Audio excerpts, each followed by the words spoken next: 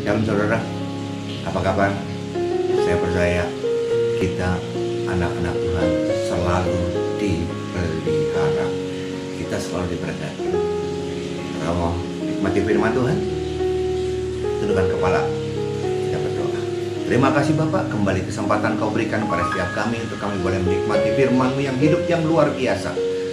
Karena perkataan-Mu di atas mulut bibir hamba-Mu Bapak, sehingga sungguh oleh kebenaran firman-Mu kami diajar, dibentuk. Bahkan Tuhan, Kau hajar kami Bapak, kalau hidup kami tidak berkenan di hadapan-Mu. Kami izinkan Roh Allah Kudus bekerja. Sampaikan isi hati-Mu, dalam nama Yesus kami siapkan hati kami. Semua yang siap diberkati sama-sama katakan amin. Saudara, buka bersama dengan saya firman Tuhan dari 1 Tawari 4 ayat 9 sampai dengan 10. Saya percaya saudara sering mendengarkan firman ini, 1 Tawari 4, 9 sampai dengan 10. Oke, dimanapun saudara berada, kalau saudara berkesempatan untuk bisa membuka firman Tuhan, ayat firman Alkitab, saya tunggu sampai saudara menemukan 1 Tawari 4, 9 sampai dengan 10. Firman berkata, Yabes lebih dimuliakan daripada saudara-saudaranya. Nama Yabes itu diberikan ibunya kepadanya, sebab katanya, aku telah melahirkan dia dengan kesakitan. 10.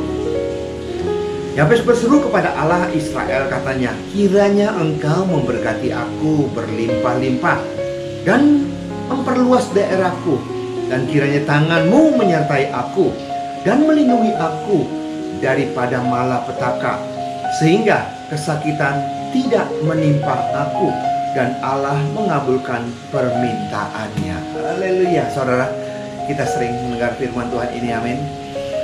Hari ini kita kembali diberkati. Khotbah saya hari ini judulnya Yabes. Oke, apa saudara? Yabes. Ya, arti daripada kata Yabes, kesakitan, penderitaan.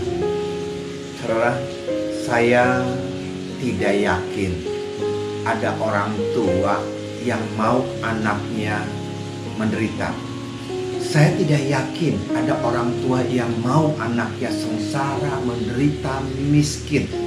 Setiap orang tua selalu mempunyai satu kerinduan, anaknya sukses, anaknya berhasil.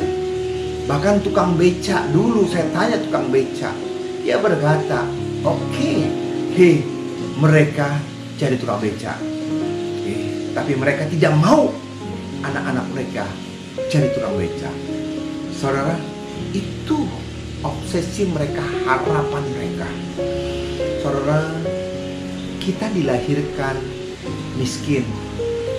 Kita tidak bisa milih untuk kita lahir dari keluarga kaya. Oke, kita terima nasib kita. Kita lahir dari keluarga miskin. Tapi saudara, kalau sampai kita mati tetap miskin, itu yang bahaya, itu yang salah. Kita boleh lahir dari keluarga miskin, kalau sampai mati kita tetap miskin, saudara, percuma kau hidup. Kenapa saya berkata seperti itu? Karena kita punya Allah yang luar biasa. Kita boleh lahir miskin, tapi kita punya Tuhan yang bisa memberikan keadaan, membuat saudara saya diberkati. Katakan amin. Ya, dia sanggup, dia mampu.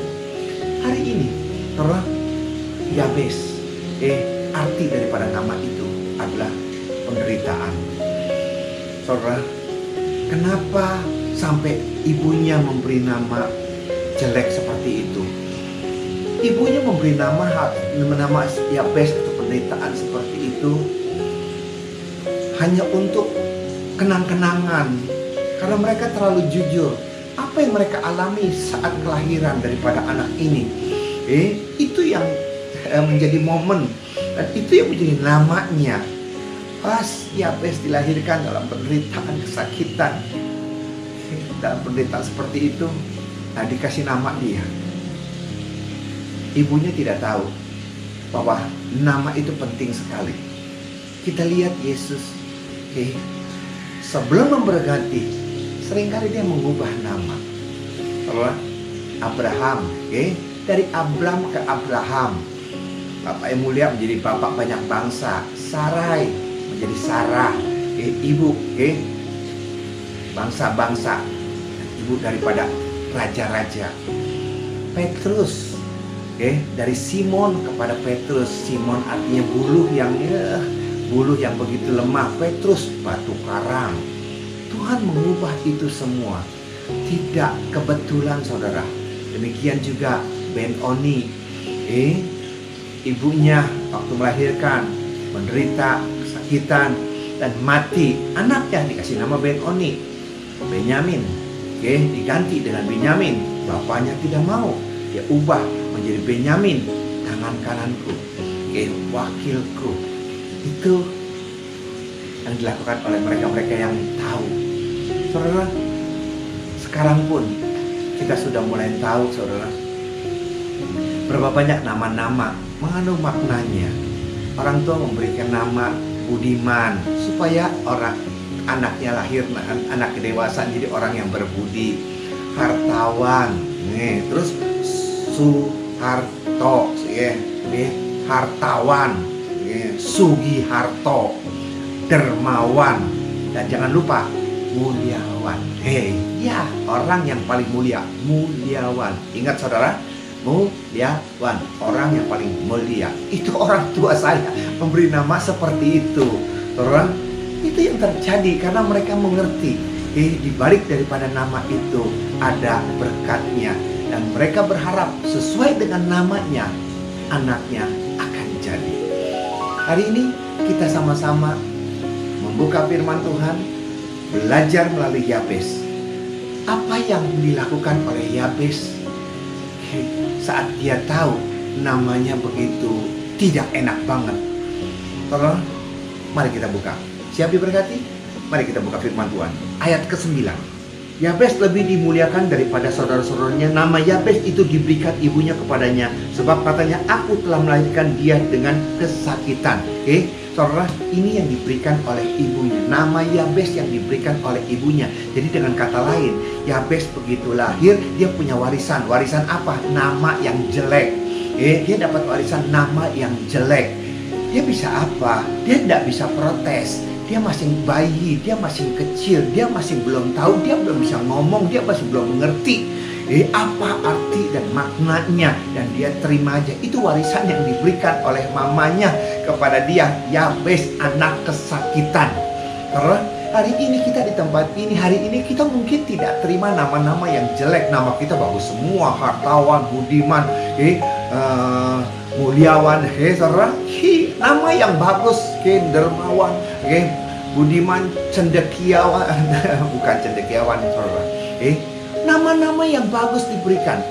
Mereka mewariskan nama-nama kita yang luar biasa supaya anaknya seperti sesuai dengan namanya. Mungkin bukan nama yang diwariskan kepada setiap kita, tapi saudara tahu nggak sih, seringkali tanpa saudara sadari ada warisan yang dimana, kita mau nggak mau terima tanpa kita sadari, kita segitu dibodohi. Ingat, saudara, ada orang seringkali saudara berkata gini, ada orang kalau orang tuanya diabetes gitu ya, mereka berkata, ini anaknya cenderung untuk kena diabetes juga. Diwarisin penyakit. Jangan mau dibodohi seperti itu. Yohanes 10 ayat 10, dia datang memberi kita hidup dan hidup berkelimpahan. Dia mau kita hidup berkelimpahan. Itu warisan daripada Tuhan. Jadi kalau dari orang tua diabetes, anaknya bakalan seperti itu juga, kena cenderung untuk diabetes. Kalau orang tuanya sakit asma, anaknya bisa kena sakit asma. Kalau kau berkata, aku asma ya karena turunan dari orang tua. Itu warisan-warisan yang dimana saudara, yang jangan kita terima. Tapi saudara berkata, aku bisa apa? Karena memang kenyataan orang tuaku diabetes. Orang tuaku jantungnya lemah, mati karena serangan jantung. Dan saudara berkata, aku akan alami seperti itu karena aku keturunannya. Dan jangan lupa satu lagi, saudara, kalau ada perceraian yang terus sepertinya keluarga besar daripada orang tua kita, atau orang tua kita, keluarga besarnya atau orang tua kita kawin cerai. Saudara, seringkali orang berkata, aku punya darah seperti itu. Makanya kalau orang nikah seringkali kan ditanya bobot bibit bebeknya. Saudara, Itu warisan-warisan yang kita berkata, habis aku bisa apa? Karena kenyataan orang tuaku tuh seperti itu. Saudara, maaf. Ingat firman Tuhan. Ingat firman Tuhan. Ingat firman Tuhan. Mau dibawa positif, jadi positif. Firman Tuhan mau dibawa negatif, akan jadi negatif. Apa? Amsal 18 ayat 21. Lihat, Amsal 18 ayat 21. Hidup dan mati dikuasai oleh lidah. Siapa suka menggemakannya akan memakan buahnya. Hidup dan mati dikuasai oleh lidah. Kalau mulut kita selalu berkata, kalau mulut kita selalu berkata yang jelek, maka nama kita tuh dirubah. Maka Tuhan merubah namanya. Anak penderitaan, anak kesakitan, anak sial, anak suwe. Tolong diubah demikian, diperkatakan engkau bukan bapak yang engkau bukan bukan orang yang mandul, bapak dari segala bangsa, bapak sekali banyak bangsa, bapak daripada bangsa-bangsa itu walaupun kenyataan dia tidak punya anak Abraham, tetapi engkau Allah Allah bapak daripada bangsa-bangsa, jadi kelihatannya banyak banget anaknya. Dari perkataan seperti itu, perkatakan hal-hal yang seperti itu, saudara. Hidup dan mati. Kalau kau mengatakan hal-hal yang jelek, kalau kau mengatakan seperti itu akan jadi. Kalau kau berkata memang orang tuaku sakit jantung, aku juga cenderung untuk sakit jantung, aku harus hati-hati. Orang tuaku gula darah, aku gini. Kau perkatakan setiap kali itu, kau perkatakan ada sedikit nyeri, ada sedikit sakit, langsung kau ingat. Ada sedikit nyeri, ada sakit nyeri, batuk sedikit, kau ingat hal seperti itu yang kau ingat. Saudara, firman Tuhan mengajarkan kepada setiap kita dalam Filipi 4 ayat 8. Filipi 4 ayat 8. Demikianlah hendaklah yang baik, yang benar, yang adil, yang suci, apa yang disebut dengan kebajikan, pikirkanlah. Jadi pikirkanlah yang seperti itu. Jadi kita punya senjata, saudara. Kita punya senjata, saudara. Senjata melalui lidah. Hidup dan mati melalui lidah. Kedua, pikirkan yang baik. Jadi kalau kita berpikir yang negatif mengenai keturunan, papa kita, orang tua kita seperti itu, dan kita perkatakan, saudara, itu akan jadi kenyataan. Kenapa kita mau dibodohi seperti itu? Pikirkanlah yang baik, yang benar, yang adil, yang suci. Aku sudah ditebus dengan darah yang mahal. Tuhan datang memberikan aku hidup, dan hidupku berkelimpahan. Bukan kutuk, bukan penyakit, bukan sial, bukan apes, bukan kematian, bukan sakit, tapi berkat yang Dia siapkan buat kita. Perkatakan hal-hal seperti itu, saudara. Atau saudara hari ini, saudara hari ini, siapa yang kekurangan uang, miskin, hidup menderita, tidak menang dalam hal keuangan? Siapa saudara yang dalam keadaan seperti ini? Saudara lahir dari keluarga yang miskin, dan saudara pun hidup dalam kemiskinan, dan saudara akan berkata, ya keluargaku miskin, dan aku juga hidupku juga seperti ini dari sananya seperti ini, segala macam. Sekarang saya tanya kepada saudara, siapa yang hari ini hidupnya dalam kekurangan, kemiskinan, tidak menang dalam keuangan? Angkat tangan, saudara. Angkat tangan, saudara. Ya, saudara angkat tangan sendiri. Saya melihat saudara pakai iman. Ada orang-orang yang mengangkat tangan di sini. Saudara jujur, hari ini kita pakai mulut kita. Hari ini kita putuskan segala kutuk-kutuk itu, kita putuskan. Kau punya otoritas, kau punya kuasa. Hidup dan mati dikuasai oleh lidah. Perkatakan itu. Perkatakan itu. Jangan saudara terima. Tuhan tidak pernah mewariskan penyakit, kemiskinan. Dia mati supaya kita hidup. Dia menderita supaya kita sehat. Karena supaya kita bahagia. Dia kaya adalah jadi kita, supaya kita supaya kita kaya di hadapan Tuhan. Dia kaya rela jadi miskin. Jangan kita berkata udah dari sananya terima nasib. Tidak. Hari ini kita patahkan, kita putuskan. Saudara, kita putuskan. Kita doa sama-sama. Kita putuskan. Doanya begini, dalam nama Tuhan Yesus. Hari ini aku mau menyatakan, aku menyembah kepada Yesus Kristus. Aku tidak menyembah mamon, kekayaan. Aku tidak menyembah kepada mamon. Hai mamon, engkau yang melayani aku. Hai mamon, engkau tunduk kepada aku. Katakan itu, mamon, engkau tunduk kepada aku. Engkau melayani aku. Hai mamon, setan yang memakai mamon, setan yang membuat ini tergerak, yang menghambat, yang menahan berkatku selama ini. Hai, kembalikan. Kembalikan, tujuk kali ganda.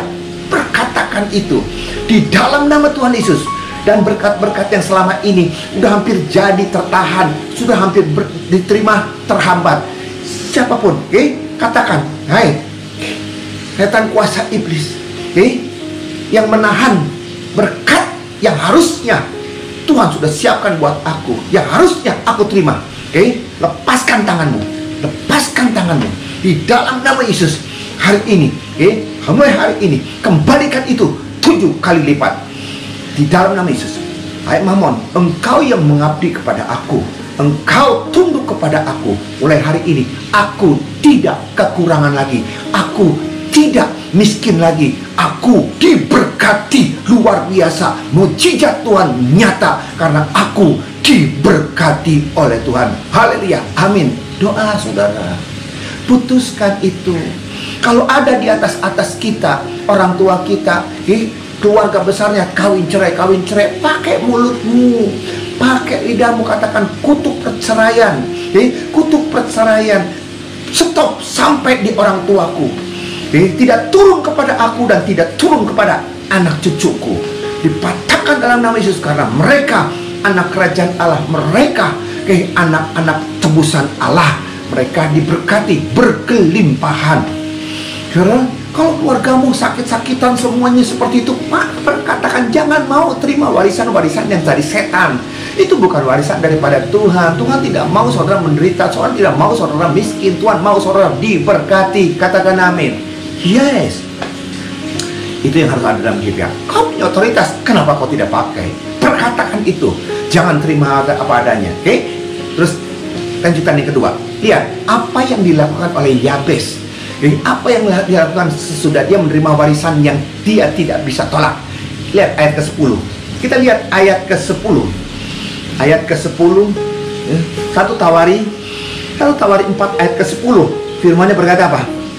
Yabes berseru kepada Allah Israel, katanya, kiranya engkau memberkati aku berlimpah-limpah dan memperluas daerahku, dan kiranya tanganmu menyertai aku dan melindungi aku daripada malapetaka, sehingga kesakitan tidak menimpa aku. Dan Allah mengabulkan permintaannya itu. Saudara, yang unik daripada doa Yabes, waktu dia punya masalah seperti itu, dia datang pada Tuhan. Amin. Kita juga datang kepada Tuhan. Tapi waktu dia berdoa, dia doa dengan keyakinan, dia doa tidak memaksa, dia doa dengan kerendahan hati. Kok bisa seperti itu? Kita lihat awal daripada doa Yabes. Kiranya engkau memperluas, kiranya engkau memberkati aku berlimpah-limpah, memperluas wilayahku. Saudara, ini yang terjadi. Kita datang kepada Tuhan waktu kita punya problem, ya. Tapi waktu kita datang, seringkali kita salah waktu kita datang. Kita datang dan memaksa Tuhan. Kita datang seolah-olah Tuhan yang punya salah, Tuhan yang menahan, Tuhan yang menghambat, Tuhan tidak memberkati. Seperti itu. Atau ada lagi orang yang berdoa dengan bernasar gitu. Doa bernasar, Tuhan, kalau sakitku sembuh, aku mau bertobat. Halo, Tuhan, kalau proyek ini goal, saudara, aku persembahkan, memberkati gereja. Saudara, loh kok begitu? Kenapa kita harus berdoa sambil harus bernasar gitu loh? Kenapa? Itu tandanya engkau belum yakin Tuhan akan menjawab doamu. Makanya engkau doa pakai nyogok Tuhan. Bernasar. Saudara berkata gini, masa seperti itu, saudara? Bukan saudara saja, raja juga seperti itu. Kita lihat Hakim-Hakim 11. Hakim-Hakim 11, 29 sampai dengan 31. Lalu roh Tuhan menghinggapi Yefta. Ia berjalan melalui daerah Gilead dan daerah Manase, kemudian melalui Mispa dan Gilead. Dan dari Mispa di Gilead, ia berjalan terus ke daerah Bani Amon.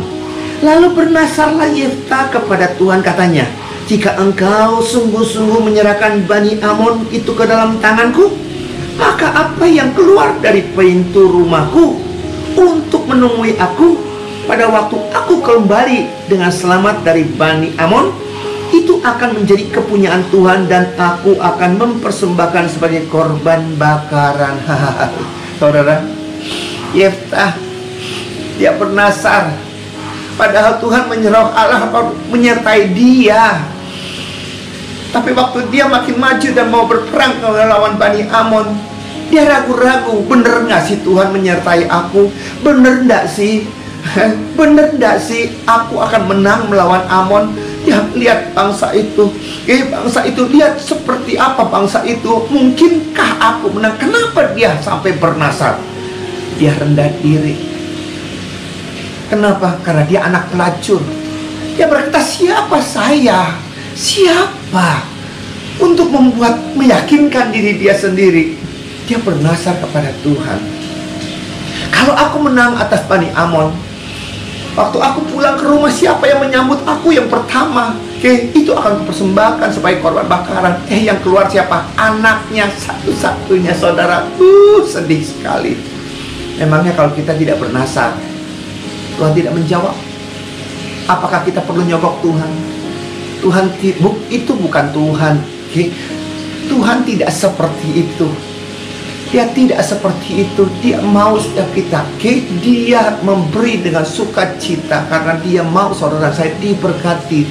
Dia menyertai dan dia juga yang akan melindungi, menjagai. Dia yang memberikan kemenangan. Tanpa kita harus menyogok, tanpa kita harus ada orang yang berkata gini, untuk supaya proyek ini goal, kita berpuasa, saudara. Kenapa mesti seperti itu? Bukan tidak boleh puasa. Tapi kalau kita tujuan puasa kita hanya untuk memaksa Tuhan menjawab doa kita, itu salah besar. Itu salah besar. Puasa tujuannya hanya satu, menaklukkan kedagingan kita, untuk mengerti apa yang Dia inginkan dan bukan apa yang daging kita inginkan, supaya jeripayah lelah kita tidak menjadi sia-sia. Itu yang terjadi. Kenapa dia bernasar? Karena dia nggak punya kepercayaan diri. Dia nggak yakin bahwa Tuhan bisa melindungi, menjawab Yeftah. Saudara, kita belajar kepada satu pribadi yang luar biasa. Kita lihat Lukas 18 ayat 35. Lukas 18 ayat 35. Waktu Yesus hampir tiba di Yeriko, ada seorang buta yang duduk di pinggir jalan dan mengemis. Waktu orang itu mendengar orang banyak lewat, ia bertanya, apa itu? Kata orang kepadanya, Yesus orang Nazaret lewat. Garis bawahi. Terus lalu ia berseru, Yesus anak Daud, kasihanilah aku. Saudara, pengemis, buta. Udah, kalau dia buta, pekerjaan apa lagi yang bisa mendatangkan uang? Ya mengemis. Itu yang dilakukan. Dia buta. Dia datang kepada Tuhan. Dia tidak komplain. Dia datang kepada Tuhan dengan satu keyakinan yang luar biasa. Tidak ada keraguan-raguan di sana. Saya kagum dengan dia. Apa yang dia lakukan, saudara? Dia berkata, waktu dia tanya, waktu pengemis itu tanya, apa itu yang berisik? Apa itu? Orang-orang berkata kepadanya, Yesus orang Nazaret lewat. Yesus orang Nazaret lewat. Tapi apa jawabnya si orang buta itu? Dia berseru, Yesus orang Nazaret. Tidak, Yesus anak Daud, kasihanilah aku. Kenapa? Dia nanya, itu siapa yang lewat? Yesus orang dari Nazaret. Yesus orang Nazaret lewat. Tapi dia berkata, dia panggil tuh Yesus, anak Daud. Yesus anak Daud, kasihanilah aku. Saudara, ini yang saya mau katakan. Dia berseru kepada Tuhan dengan keyakinan. Yesus bisa banyak, nama Yesus bisa banyak di Nazaret. Tetapi Yesus anak Daud cuma satu-satunya. Kenapa dia berseru seperti itu? Karena dia tahu Mesias akan lahir dari keturunan Daud. Itu yang dia tahu. Coba kita lihat firman-Nya. Coba kita lihat Yohanes 7 ayat 42. Yohanes 7 ayat 42. Karena kitab suci mengatakan bahwa Mesias berasal dari keturunan Daud dan dari kampung Bethlehem tempat Daud dahulu tinggal. Lihat saudara, itu yang terjadi. Itu yang dia tahu. Bukan sekedar Yesus orang dari Nazaret, orang Nazaret lewat, tapi Yesus, dia berkata, itu Yesus yang aku tunggu tunggu-tunggu. Karena Yesus anak Daud itu Mesias. Dan Tuhan berkata, apa yang kau inginkan untuk aku perbuat bagimu, aku mau sembuh. Dia yakin banget gitu. Dia yakin banget. Karena nggak mungkin punya orang buta tuh bisa melihat. Nggak mungkin punya. Tapi yang luar biasa, dia yakin pribadi ini, Mesias ini, Tuhan sanggup mencelikan, membuka matanya, menjadi buta melihat. Itu luar biasa. Saudara, ini yang luar biasa. Dia datang dengan keyakinan bahwa Tuhan sanggup, Tuhan mampu. Saudara, karena dia tahu Yesus adalah Mesias. Saudara pernah dengar Stevie Wonder? Penyanyi yang luar biasa. Pemain yang luar biasa. Artis yang luar biasa, Stevie Wonder. Tapi saudara, matanya buta. Matanya buta. Kemudian ada orang bertanya begini, Steve, kalau engkau dikasih kesempatan, apa yang kau pilih? Engkau akan minta lahir tetap seperti itu buta, atau engkau mau lahir seperti orang normal? Apa jawab Stevie Wonder? Dia berjawab, katanya, aku mau, kalau sampai diberi pilihan untuk aku lahir lagi, aku pilih tetap buta. Kenapa? Bukankah kau ingin melihat keindahan-keindahan ini? Kau salah. Waktu aku tidak bisa melihat, aku bisa merasakan kehadiran Allah. Merasakan Allah begitu dekat. Merasakan keindahan yang daripada Allah. Itu yang terjadi. Seringkali kita dikasih mata. Seringkali kita dikasih mata, dikasih telinga, dikasih mulut, dikasih kaki, dikasih tangan, semua serba komplit. Tetapi seringkali kita salah menggunakannya. Kita punya mata, tetapi kita tidak tahu fokus kita kemana. Banyak hal yang kita lihat, tapi banyak hal juga yang membuat kita jadi ragu dan bimbang. Karena terlalu banyak yang kita lihat dan terlalu banyak yang kita tahu, kita tidak fokus lagi. Steve Wonder, dia boleh buta, tapi dia fokus. Dia bisa fokus untuk bisa merasakan sukacita, untuk merasakan kebaikan, untuk merasakan keindahan daripada itu. Ini terungkap dari karya-karyanya. Saudara, dimanapun saudara berada, apapun yang saudara alami, jangan pasrah, bertindak seperti Yabes. Kau punya otoritas, kau punya kuasa. Mulutmu ada otoritas, ada kuasa. Pergunakan itu. Jaga pikiranmu yang baik, yang benar, yang adil, suci, apa yang disebut kebajikan. Jangan izinkan ketakutan, kekhawatiran, kecemasan menguasai kita.